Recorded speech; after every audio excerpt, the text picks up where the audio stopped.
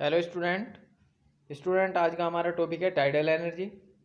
बच्चों tidal energy को देखते हैं हम लोग और ध्यान से पढ़ना है टाइडल एनर्जी हमें।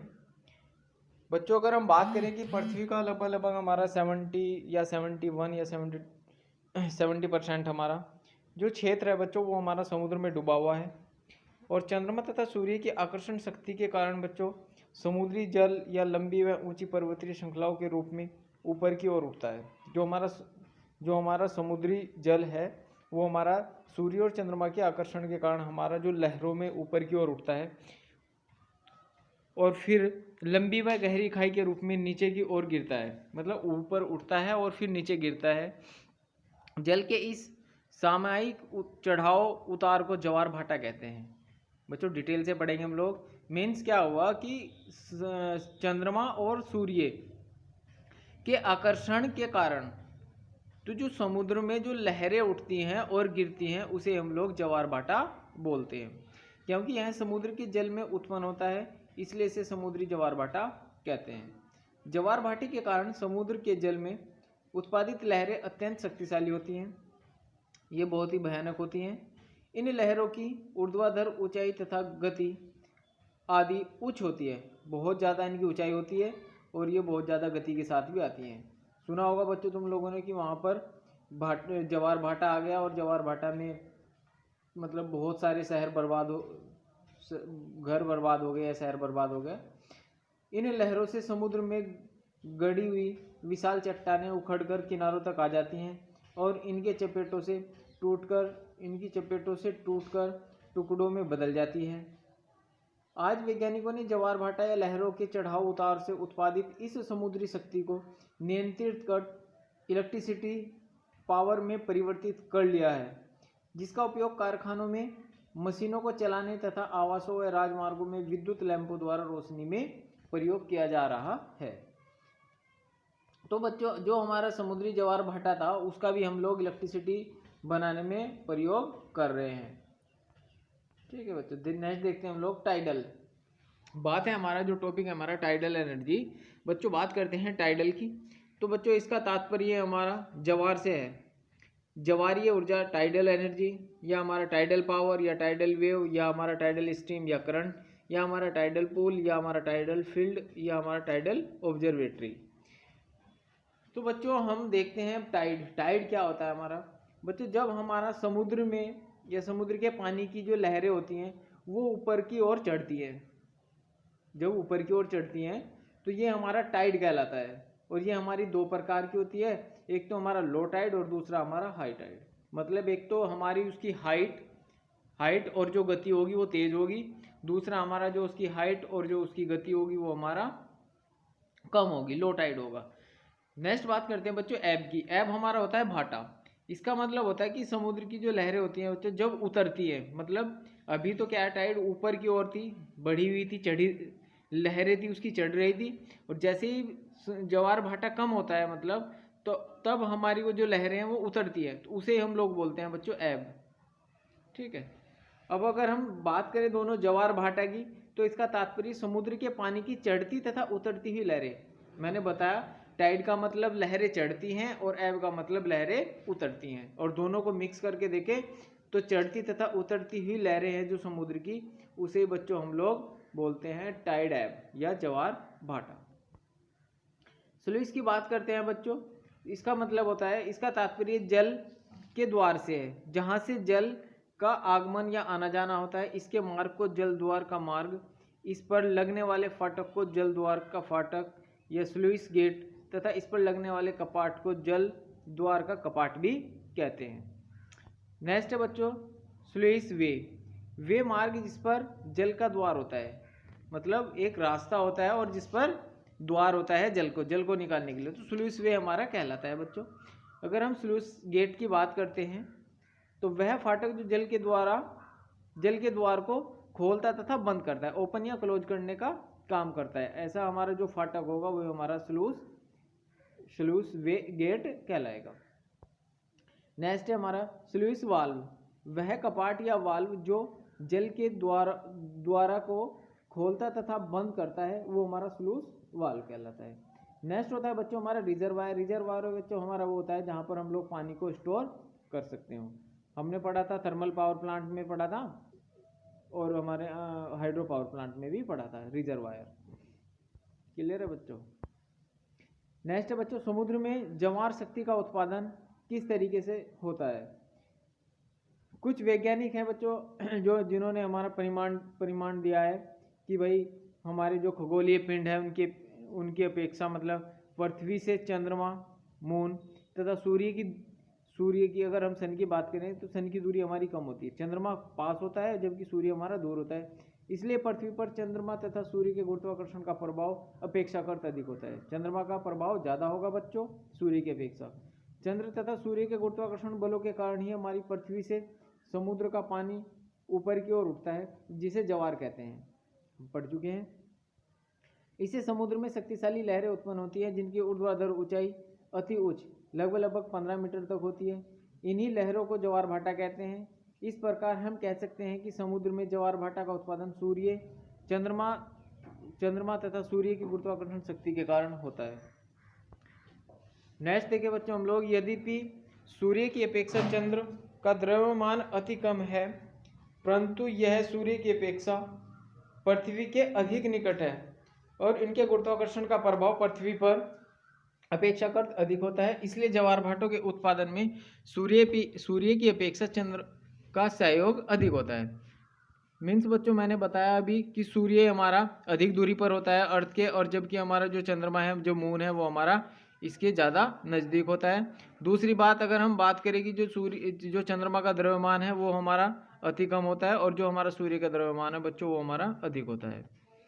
अगर हम लोग बात करें कि जो सूर्य है हमारा, सूर्य और चंद्रमा बच्चों एक हमारा लीनियर रेखा में होता है अमावस्या और पूर्णिमा के दिन। डायग्राम में दिखा है कि हमारा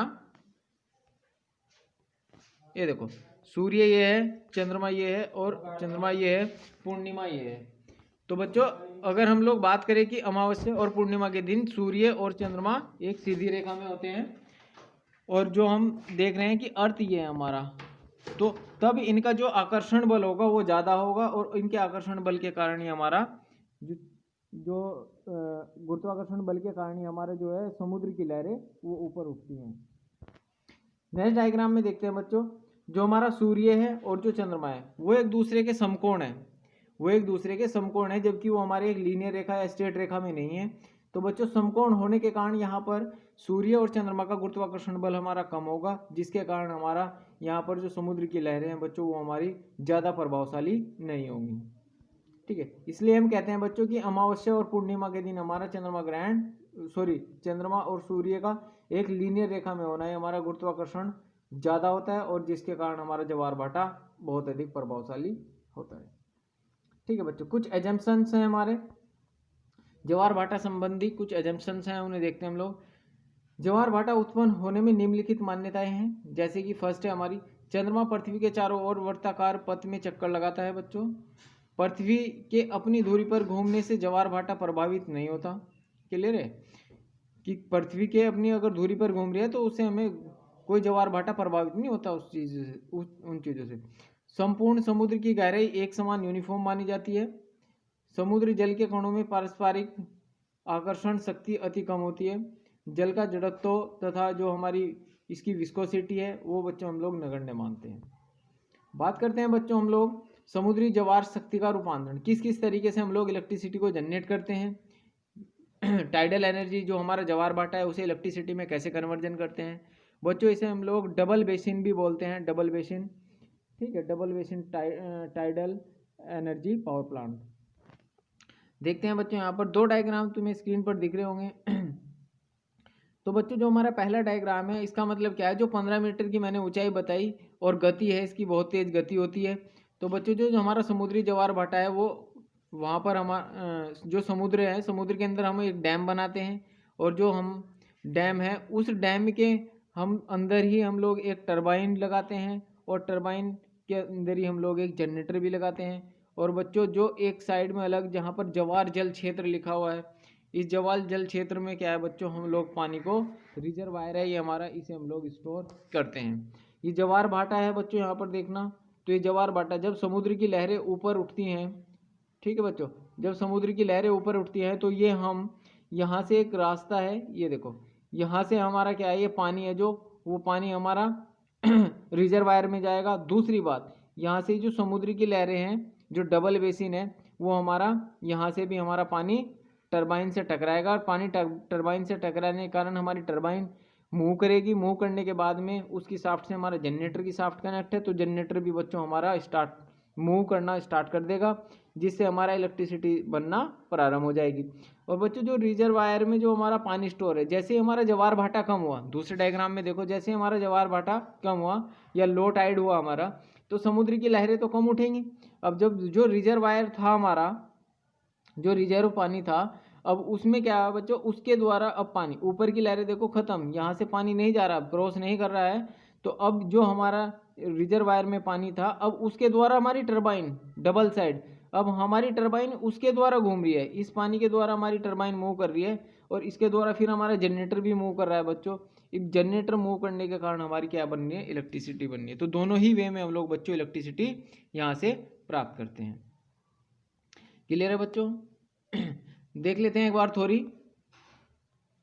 विद्युत उत्पादन के लिए ज्वार भाटा के प्रवाह से प्राप्त समुद्री जल को किसी दीर्घ खाड़ी में एकत्रित कर लिया जाता है। यह खाड़ी विशाल या रिजर्वायर का कार्य करती है। इस खाड़ी के द्वार पर समुद्र तथा खाड़ी के मध्य अवरोधक लगा दिया जाता है, जो बांध डैम का कार्य करता है। इस अवरोधक की ऊंचाई इतनी रखी जाती है कि ज्वार के जल का अधिक्य ही इस पर से प्रवाहित होकर समुद्र में जा सकता है। इस प्रकार खाड़ी में भरे हुए ज्वार के पानी का तल समुद्र के पानी के तली से अधिक ऊंचा हो जाता है।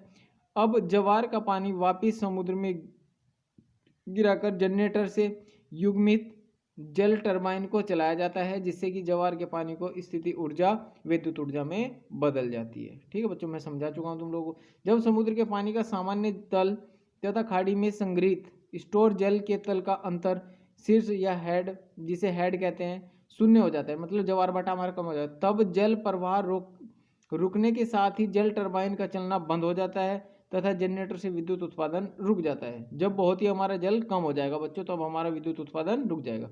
सामान्य स्थिति में बहुत तथा लघु ज्वार की ऊर्ध्वाधर पार्श्वों का अनुपात हमारा लगभग 1.46 अनुपात 0.54 होता है।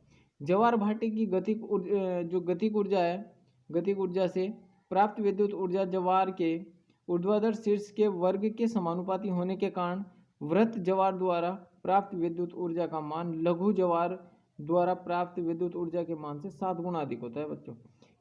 नेक्स्ट देखते हैं बच्चों हम लोग इसके एडवांटेज, जो हमारा टाइडल एनर्जी, इसके एडवांटेज देखते हैं बच्चों। ज्वार भाटा से विद्युत उत्पादन करने में अन्य बाह्य पदार्थों की आवश्यकता नहीं होती। इस प्रकार कोयला, तेल, गैस आदि की बचत होने से देश की आर्थिक व्यवस्था में सुधार होता है।